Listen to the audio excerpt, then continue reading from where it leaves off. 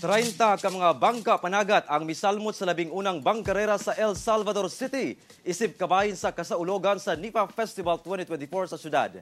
Ang detalye sa report ni James Paulo Yap. Gikalingawan sa mga tagnipanon ang labing unang bangkarera o ang karera sa mga motor bangka sa baybayon sa El Salvador City sa Misamis Oriental.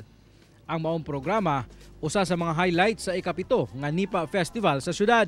Sa history sa Tagnipa kanhi, El Salvador City karon, ang unang mga lumulupyo nga niabot dire sakay sa usa ka bangka. Ug ikaduha pod, ang coastal area sa El Salvador City is 9 kilometers kapin. So daghan ang mga mananagat nga naa diri nagpuyo sa El Salvador.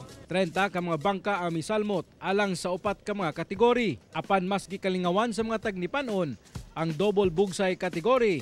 Diin paunahanay ang mga bangkero nga makaabot sa finish line nga dunay gilayon nga 100 meters gamit lang ang ilang mga bugsay. Para maka-experience po sila nga kanang naabitoy kuan kanang activity po dinhi sa El Salvador. Nalingaw ko kay kuan first time ba ya? Daghan ang mga gustong musalmot sa maong bangkarera. Kapag gipasabot sa El Salvador LGU nga alang una kini sa mga mananagat nga residente sa syudad. Sa sunod tingali nga mga activities daghan na mga gwapo na nga mga pambot o gwapo na mga daghan na kay mga hanas nga mamugsay na gyud nga muatil. So kini nga kuan purely taga kuan lang gini taga El Salvador. Kauban si Makoy Sempron sa kamera. Ako si James Paulo Yap para sa One Mindanao.